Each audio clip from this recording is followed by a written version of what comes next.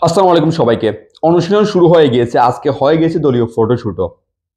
প্রাথমিকভাবে বাংলাদেশের চ্যাম্পিয়ন্স ট্রফির যে প্রস্তুতি সেটি মোটামুটি শুরু হয়ে গিয়েছে এবং মানসিক প্রস্তুতি সেটিও শুরু হয়ে গেছে। কারণ সর্বশেষ বিশ্বকাপে একটি বড় ঘটনার মাধ্যমে কিন্তু চ্যাম্পিয়ন্স ট্রফিতে বাংলাদেশের যে অংশগ্রহণ সেটি বাংলাদেশ নিশ্চিত করেছিল।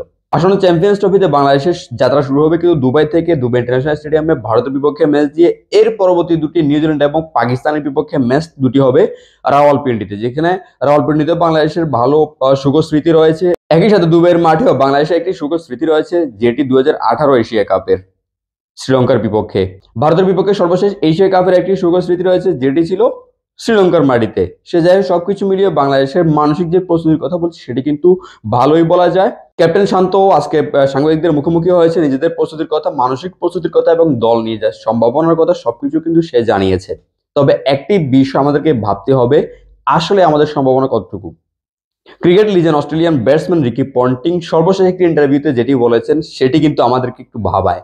রিকি পন্টিং লেজেন্ডারি ব্যাটসম্যান, যা কিছু বলেছে সেখানে কিন্তু দ্বিমত পোষণ করার মতো কিছুই নেই।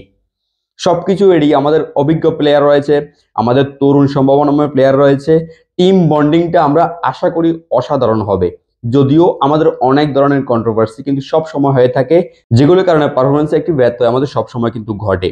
যে কারণে আমাদের সবচেয়ে বড় যে ভাবনাটি সেটি হচ্ছে আসলে মাঠের খেলায় বাংলাদেশে কতটুকু দিতে পারবে সেটি আসলে এখন দেখার বিষয়। কারণ চ্যাম্পিয়ন্স ট্রফি যে ফরম্যাটটি সেটি বাংলাদেশের প্রিয় একটি ফরম্যাট, একদিনের ক্রিকেটের ফরম্যাট, যেখানে বাংলাদেশ বেশ কিছু বছর ধরে কিন্তু প্রতিপক্ষকে শাসন করেছে, নিজেদের নামটি অনেক উপরে নিয়ে গিয়েছে। যদিও সর্বশেষ আফগানিস্তানের মতো দলের বিপক্ষে বাংলাদেশ হেরেছিল সংযুক্ত আরব আমিরাতের মাটিতে, যেটি ছিল শারজাহ স্টেডিয়ামে।